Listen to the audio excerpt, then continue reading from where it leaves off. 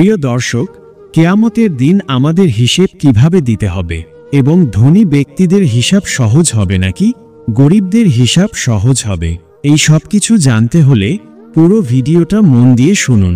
আমরা এই ছোট্ট গল্প থেকে আপনাদের সহজ করে বুঝিয়ে দেব। আসুন শুরু করা যাক। একদিন ক্লাসে এক ছাত্র তার শিক্ষককে প্রশ্ন করল, হুজুর, কিয়ামতের দিন হিসাব হবে কিভাবে?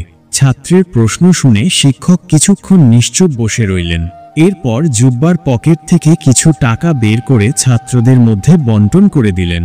বন্টনের ধারা ছিল এমন: প্রথম জনকে 100 টাকা, দ্বিতীয় জনকে 75 টাকা, তৃতীয় জনকে 50 টাকা, চতুর্থ জনকে 25 টাকা, পঞ্চম জনকে 10 টাকা, ষষ্ঠ জনকে 5 টাকা এবং যে ছাত্র প্রশ্ন করেছিল তাকে দিলেন 1 টাকা। প্রশ্নকারী ছাত্র শিক্ষকের এমন বন্টনে অত্যন্ত মনক্ষুণ্ণ হল ও ভীষণ কষ্ট পেল। সে ভাবল, শিক্ষক তাকে সবার সামনে অপমানিত করেছেন। শিক্ষক মুচকি হেসে ছাত্রদেরকে বললেন, আজ তোমাদের ছুটি, তোমরা এই টাকা পুরোপুরি খরচ করবে এবং আগামীর শুক্রবার মাদ্রাসার রান্নাঘরে সকাল 10টায় এসে খরচের হিসাব দিবে। পরের শুক্রবার ছাত্ররা মাদ্রাসার রান্নাঘরে উপস্থিত হল।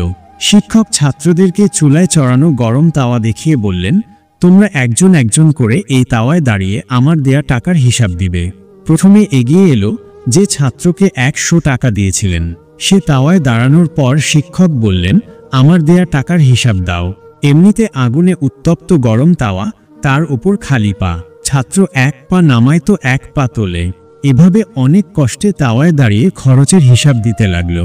5 টাকা দিয়ে এটা কিনেছি, 10 টাকা দিয়ে ওটা খেয়েছি, 20 টাকা দিয়ে ওই জিনিস কিনেছি। এভাবে অনেক কষ্ট সহ্য করে খরচের সম্পূর্ণ হিসাব দিল। এরপর এলো যাকে 75 টাকা দিয়েছিলেন সে। এভাবে ধারাবাহিকভাবে এক এক সবাই নিজেদের খরচের হিসাব উত্তপ্ত তাওয়ায় দাঁড়িয়ে দিয়ে গেল। সবার শেষে এলো সে প্রশ্নকারী ছাত্র যাকে 1 টাকা দেয়া হয়েছিল।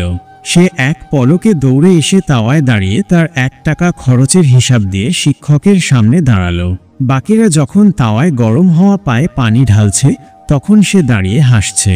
সবার হিসাব দেয়া শেষ হলে শিক্ষক ছাত্রদের উদ্দেশ্য করে বললেন, এই হলো কিয়ামতের হিসাব নিকাশের ছোট একটি নমুনা।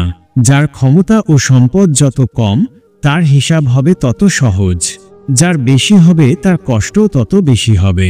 প্রশ্নকারী ছাত্র ছলছল নয়নে শিক্ষকের দিকে তাকিয়ে মনে মনে তার প্রতি উস্তাদের ভালোবাসার কথা ভাবতে লাগল এবং শিক্ষকের প্রতি নিজের আগের ধারণার জন্য অনুতপ্ত হল। তাই আমরা যারা দুনিয়াতে গরিব হয়ে আছি, দুঃখ না করে আল্লাহর দরবারে শুকরিয়া আদায় করব। আল্লাহ আমাদের উপর যেটা করেন সেটাই আমাদের মঙ্গল।